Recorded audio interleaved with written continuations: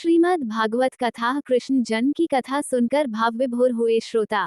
पन्ना जिले के तहसील रैपुरा के ग्राम रानीपुरा बघवार कला में चल रही भागवत कथा सुनने बड़ी संख्या में पहुंच रहे लोग।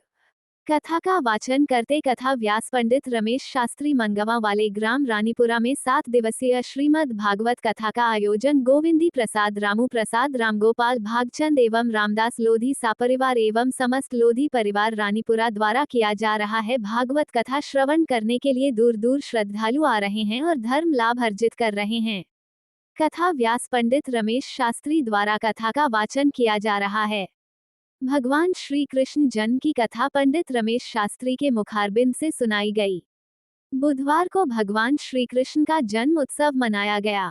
कथा व्यास ने कहा कि श्रीमद् भागवत सुनने का लाभ भी कई जन्मों के पुण्य से प्राप्त होता है।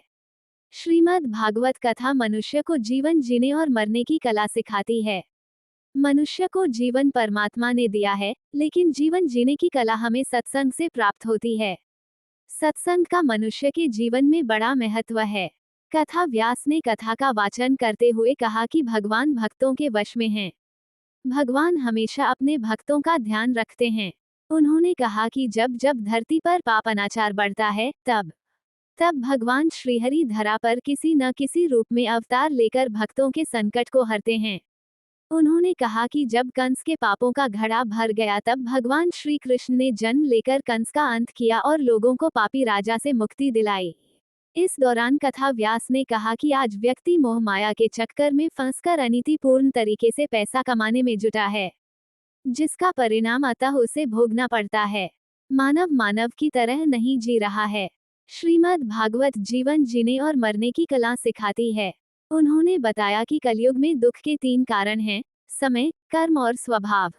उन्होंने कहा कि स्वभाव से जो दुखी है वो कभी सुखी नहीं हो सकता।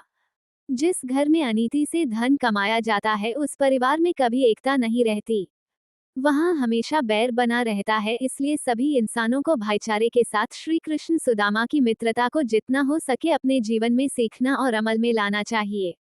प्रदेश संवाद 24 से लखन साहू की खास खबर। कृपया वीडियो को लाइक एवं चैनल को सब्सक्राइब अवश्य करें।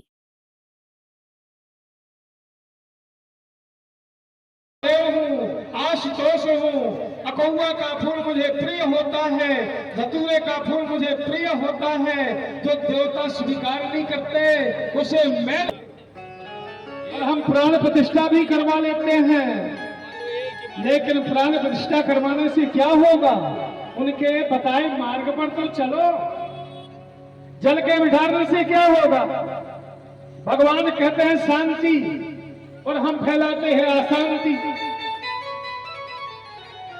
तो हमें शांति यदि करना है तो शंकर जी की पूजा करो, क्योंकि शिव समान दाता नहीं, भगत बिलारनहार, लज्जा मेरी राखियो बरदा के असभाव।